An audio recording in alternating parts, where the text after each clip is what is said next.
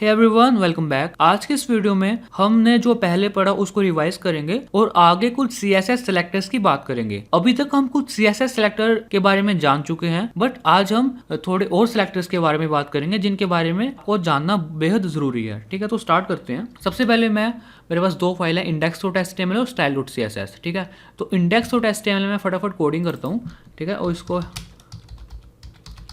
CSS selectors, उसके बाद मैं क्या करता हूँ, लिंक करता हूँ अपनी फाइल का जिसका नाम है style.css।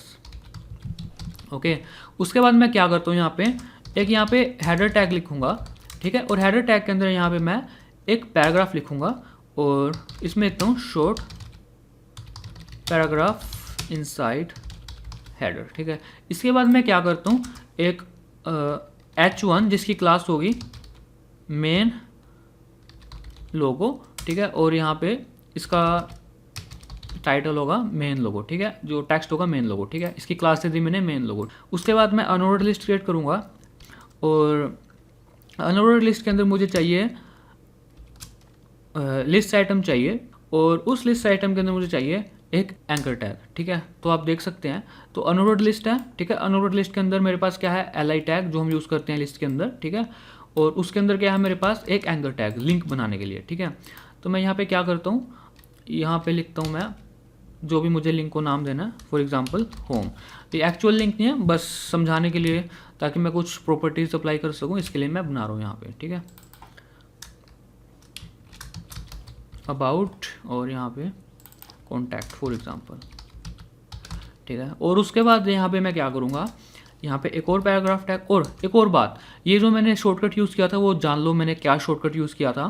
देखिए मुझे करना क्या था, यहाँ पे UL। ठीक है, UL के अंदर मुझे चाहिए थी LI और उस LI के अंदर मुझे चाहिए थी एंकर टैग। ठीक है, तो मैंने क्या किया था, UL। ठीक है, उसके बाद greater than LI greater than A। ठीक है, तो ये अगर मैं एंटर हिट करूंगा तो ये ऐसे क्रिएट हो गया था। तो ये एमेट का शॉर्टकट है। ठीक है, ओके। उसके बाद मैं बात करता हूँ पैराग्राफ टैग, एक और पैराग्राफ टैग। ठीक है, उसके बाद यहाँ पे मैं इसको ही कॉपी करता हूँ। ओके, तो अभी तक मैंने कुछ नहीं किया। बॉडी है, बॉडी के अंदर एक हेडर टैग है। इस हेडर टैग की जगह आप डिव भी यूज़ कर सकते हैं, बट डिव कर सकते हैं यूज़, बट डिव इतना डिस्क्राइब नहीं करता है कि ये क्या चीज़ है। अभी हेडर टैग है, इससे डिस्क्राइब हो रहा है कि हाँ ये मेरे वेब पेज का हेडर है। उसके बाद हम बात करते हैं, एक मेन टैग यूज़ करूँगा। ठीक है, अगेन मैं कहूँगा मेन टैग की जगह आप सिंपल डिफ टैग यूज़ कर सकते हैं। और यहाँ पे मेन टैग के अंदर मैं क्या S2 में हेडिंग लिखूँगा, जिसका नाम लिखूँगा main content of our web page. ठीक है, उसके बाद मैं यहाँ पे डिफ टैग भी यूज़ कर सकता हूँ और मेरे पास एक और टैग है सेक्शन टैग। फॉर एग्जांपल मुझे अपने वेब पेज में नीचे आर्टिकल्स लिखने हैं। ठीक है, तो आर्टिकल्स के लिए मैं एक अलग से सेक्शन बना सकता हूँ, या फिर आप सिंपल डिफ टैग भी यूज़ कर सकते हैं। ठीक है, तो मैं क्या करूँगा, यहाँ पे एक सेक्शन टैग यूज़ करूँगा। ठीक है, और इस सेक्शन टैग को मैं क्लास दे दूँगा माई आर्टिकल्स। ठीक है, और इसके बाद मैं क्या करूँगा, इसमें हेडिंग दूंगा मैं S2 में आर्टिकल्स सेक्शन। ठीक है, और आर्टिकल्स सेक्शन, और इस सेक्शन में क्या होंगे, मेरे पास जितने भी होंगे सारे आर्टिकल्स होंगे। तो मैं क्या करता हूँ, यहाँ पे आर्टिकल टैग यूज़ करूँगा, आर्टिकल टैग। ठीक है, और आर्टिकल में क्या होगा, सबसे पहले तो आर्टिकल की हेडिंग होगी S2 में आर्टिकल हेडिंग। ठीक है, और उसके बाद कुछ कंटेंट होगा उस आर्टिकल का, फॉर एग्जांपल लॉरम 20। ठीक है, ऑल राइट। ठीक है, इतना हो गया। ठीक है, ऐसे मुझे एक और आर्टिकल चाहिए नीचे। ठीक है, तो मैं क्या करूँगा, ऑल्ट शिफ्ट और डाउन। ठीक है, तो दो आर्टिकल मेरे पास आ चुके हैं। ठीक है, अब मैं क्या करता हूँ, इस वेब पेज को ओपन करके देखता हूँ। तो आप देख सकते हैं ये जो मेरा वेब पेज है ये ओपन हो चुका है। अभी मेरे को पता नहीं लग रहा कि मेरा हेडर कहाँ तक था और आर्टिकल सेक्शन कहाँ पे है। तो ये पता लगाने के लिए मैं क्या करूँगा, यहाँ पे CSS जो मैंने लिंक की हुई है style.css, यहाँ पे जाऊँगा और यहाँ पे मैं क्या करूँगा, यहाँ पे हेडर को बैकग्राउंड कलर दे दूँगा, हेडर। और हेडर के बाद इसको मैं बैकग्राउंड कलर नाम की प्रॉपर्टी जिसकी वैल्यू सेट कर दूंगा, फॉर एग्जांपल मैं F0EBEB। ठीक है, बड़ा लाइट कलर होगा। ठीक है, उसके बाद मुझे करना क्या है, मुझे ध्यान से सुनना मैं क्या बोलूँगा, मुझे वो सेक्शन टैग यूज़ करना है, वो सेक्शन टैग जिसकी क्लास हो माई आर्टिकल्स। वो सेक्शन जिसकी क्लास हो माई आर्टिकल्स, ठीक है। तो मैं क्या करूँगा, सेक्शन टैग, ठीक है, जिसकी क्लास हो माई आर्टिकल्स, माई आर्टिकल्स, ठीक है। और यहाँ पे आपको स्पेसिस नहीं देने, डॉट से पहले और बाद में स्पेसिस नहीं देंगे। अगर यहाँ पे सेक्शन के बाद स्पेस देंगे इसका मतलब कुछ हो रहा है, ये डिसेंडेंट सेलेक्टर है, इसके बारे में इसी वीडियो में हम बात करेंगे।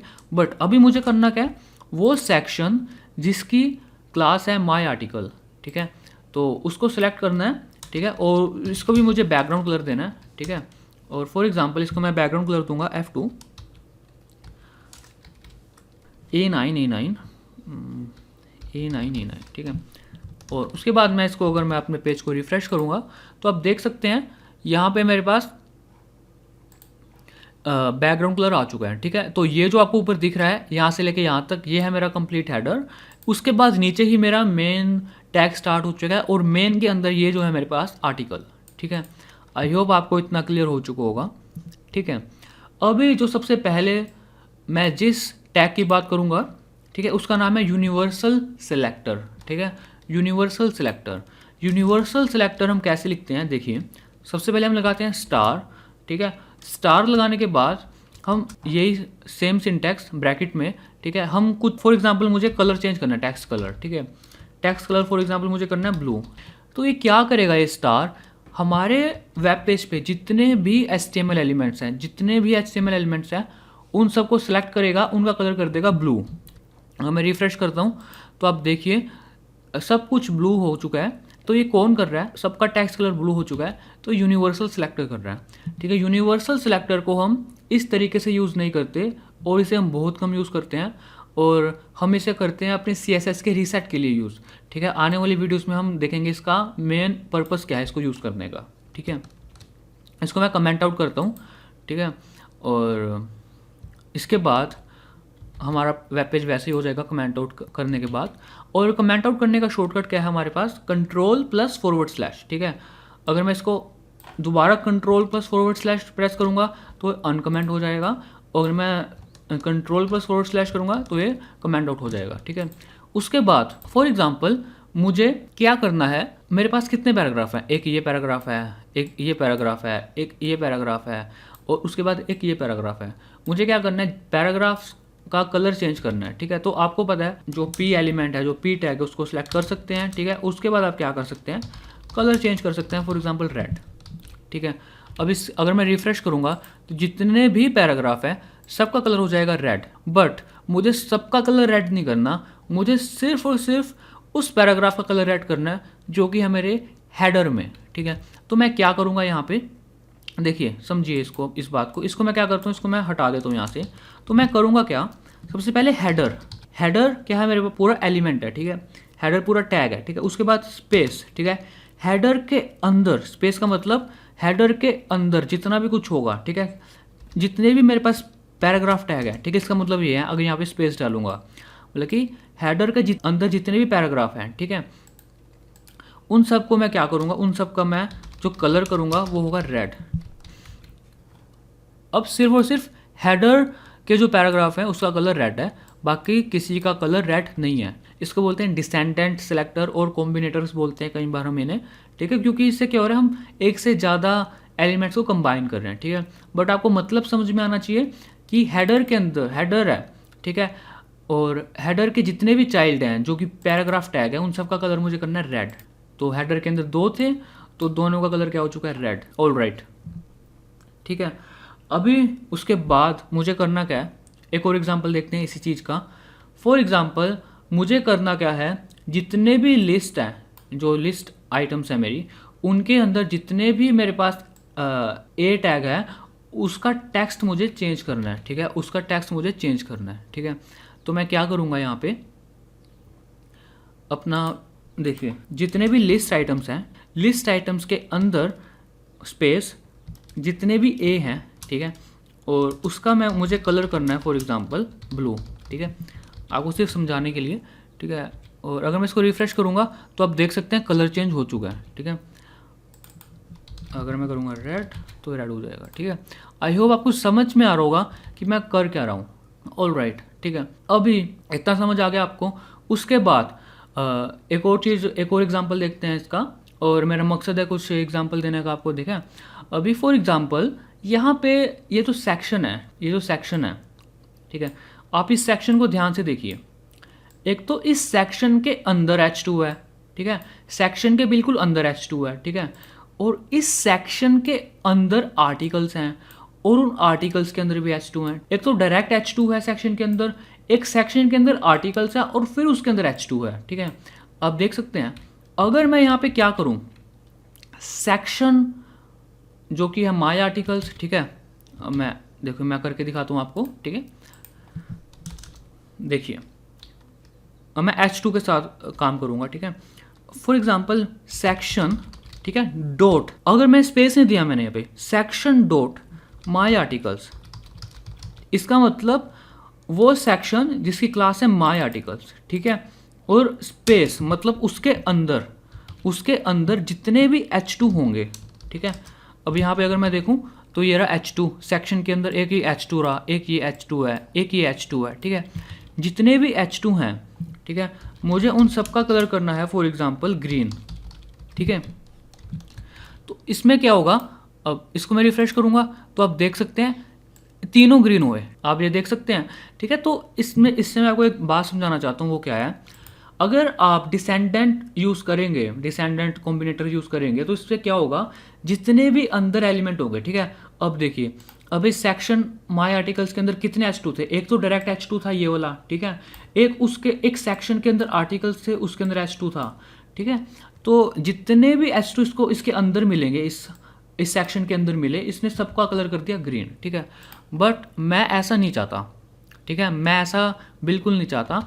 मैं चाहता हूँ सिर्फ और सिर्फ उस H2 का कलर चेंज हो जो कि डायरेक्ट चाइल्ड है, जो कि डायरेक्ट H2 मतलब कि सेक्शन के अंदर डायरेक्ट H2 है, ना कि सेक्शन के अंदर आर्टिकल्स फिर उसके अंदर H2 ना, ऐसा नहीं चाहिए मुझे चाहिए सिर्फ सेक्शन उसके बाद डायरेक्ट H2, ठीक है। तो इसके लिए हम यूज़ करेंगे डायरेक्ट चाइल्ड कॉम्बिनेटर या फिर सेलेक्टर बोल सकते हैं आप, ठीक है। तो उसके लिए हम क्या करेंगे, तो मैं इसको यहाँ से, ये आई होप आपको समझ आ चुका होगा ये, ठीक है, इसको मैं यहाँ से कमेंट आउट कर देता हूँ, ठीक है। अभी मेरा वेब पेज पहले की तरह हो चुका है। तो मुझे क्या करना है, अब ये जो सेक्शन है, इस सेक्शन के अंदर जो डायरेक्ट H2 है इसको करना है बस, ठीक है। तो मैं क्या करूँगा, मैं यहाँ पे लिखूँगा वो वाला सेक्शन जिसकी क्लास है माई आर्टिकल्स, ठीक है। उसके बाद मैं यहाँ पे लिखूँगा ग्रेटर देन साइन, ठीक है। उसके बाद यहाँ पे मैं लिखूँगा H2, इसका मतलब वो H2 जो डायरेक्ट चाइल्ड है किसके, इस सेक्शन के, ठीक है, उसका कलर मुझे करना है सिर्फ और सिर्फ ग्रीन और किसी का नहीं करना, ठीक है। आई होप आपको डायरेक्ट चाइल्ड का मतलब समझ आ चुका होगा, ठीक है। अब इसका कलर क्या हो चुका है, ग्रीन। आई होप आपको समझ में आ चुका होगा ये कैसे किया। तो यह डायरेक्ट चाइल्ड कॉम्बिनेटर बोल सकते हैं आप, इसको सिलेक्टर बोल सकते हैं, ठीक है। इसके बाद मैं आपको इस वीडियो में एक और सिलेक्टर के बारे में बताना चाहता हूँ जिसका नाम है एडजेसेंट सिलेक्टर। तो एडजेसेंट सिलेक्टर क्या होता है, देखिए एग्जाम्पल से समझते हैं। अब देखिए यहाँ पे क्या है H2, ठीक है, H2 के बाद है डायरेक्ट पैराग्राफ, यहाँ पे क्या है H2 के बाद है डायरेक्ट पैराग्राफ, ठीक है। तो मुझे क्या करना है, उन सारे पैराग्राफ टैग का कलर चेंज करना है जो डायरेक्टली H2 के बाद आते हैं, ठीक है। मेरे वेब पेज में जितने भी पैराग्राफ हैं जो डायरेक्टली H2 के बाद आते हैं, मुझे उनका क्या करना है, उनका कलर चेंज करना है, ठीक है। तो मैं क्या करता हूँ तो इसके लिए मैं क्या करूँगा, सिंपल सी बात है। तो इसके लिए मैं क्या करूँगा, सबसे पहले मैं लिखूँगा, देखिए मुझे करना क्या है, सारे H2 के बाद जितने भी पैराग्राफ हैं जो डायरेक्ट H2 के बाद आते हैं उनका कलर चेंज करना है, ठीक है। तो मैं क्या करूँगा, H2 प्लस P, ठीक है। इससे क्या होगा, जितने भी पैराग्राफ जो डायरेक्टली H2 के बाद आते हैं उसका जो कलर मुझे करना है, फॉर एग्जांपल वो मुझे करना है ऑरेंज या ऑरेंज रेड फॉर एग्जांपल, ठीक है। तो मैं क्या करता हूँ, इसको मैं रिफ्रेश करता हूँ तो आप देख सकते हैं ये ऑरेंज रेड कलर हो चुका है मेरा, ठीक है। ये इसका मतलब क्या है, वो सारे पैराग्राफ टैग जो डायरेक्टली किसके बाद आते हैं, H2 के बाद। एक और एग्जांपल, ठीक है, मैं क्या करता हूँ, आर्टिकल हेडिंग, यहाँ पे एक और पैराग्राफ टैग यूज़ करता हूँ, ठीक है। जो पहला था यहाँ पे मैं इसके नीचे सेम एक और पैराग्राफ टैग लिख देता हूँ मैं, ठीक है। और अभी देखना अगर मैं रिफ्रेश करूँगा, ठीक है, तो ये दूसरे वाला पैराग्राफ में कलर नहीं आया। क्यों नहीं आया, H2 के बाद डायरेक्टली ये वाला पैराग्राफ आता है, ठीक है, तो इसलिए सिर्फ इसका कलर चेंज हुआ और इसका कलर चेंज हुआ है। ये भी किसके बाद आता है, डायरेक्टली H2 के बाद, ठीक है। अब एक और एग्जांपल देखते हैं इसका। अब ये पैराग्राफ देखिए, ये डायरेक्टली किसके बाद आ रहा है, ये डायरेक्टली आ रहा है इस अनऑर्डर्ड लिस्ट के बाद, ठीक है। तो मैं क्या कर सकता हूँ, UL plus unordered list plus paragraph tag, ठीक है। उसके बाद मैं कलर इसका कर सकता हूँ ग्रीन, ठीक है। अभी मैं क्या करता हूँ, इसको मैं रिफ्रेश करता हूँ, ठीक है। इसका कलर हो चुका है ग्रीन, ठीक है। आई होप आपको समझ में आ चुका होगा ये कैसे हुआ, ठीक है। अभी यहाँ पे ये एडजेसेंट सेलेक्टर यूज़ किया, ठीक है। इसके साथ हम कुछ और भी यूज़ कर सकते थे। फॉर एग्जांपल मुझे क्या करना है, अपने आर्टिकल सेक्शन के अंदर जितने भी पैराग्राफ हैं जो H2 के बाद आते हैं, सिर्फ उनका चेंज करना है। अगर कोई और सेक्शन है मेरे पेज पे, उसके साथ मुझे ऐसा नहीं करना, ठीक है। तो मैं क्या कर सकता हूँ, यहाँ पे मैं ये काम कर सकता हूँ, सेक्शन डॉट माई आर्टिकल्स। इसका मतलब क्या है, वो सेक्शन जिसका नाम है माई आर्टिकल्स, उस सेक्शन के अंदर जितने भी H2 हैं या जितने भी पैराग्राफ हैं जो डायरेक्टली H2 के बाद आते हैं, उसका कलर मुझे करना है रेड, ठीक है, ऑरेंज रेड, ठीक है। तो रिफ्रेश करूँगा तो सेम आउटपुट रहेगी, ठीक है। आई होप आपको समझ आ चुका होगा ये सिलेक्टर हैं, कैसे यूज़ करते हैं इन्हें, ठीक है, और कौन सा सिलेक्टर कब यूज़ करते हैं। और जो सबसे ज़्यादा यूज़ करते हैं हम, वो है ये डिसेंडेंट, मतलब कि हेडर स्पेस पी, ठीक है। सबसे ज़्यादा हम ये वाला यूज़ करते हैं, ठीक है। आई होप आपको समझ आ चुका होगा सिलेक्टर्स के बारे में।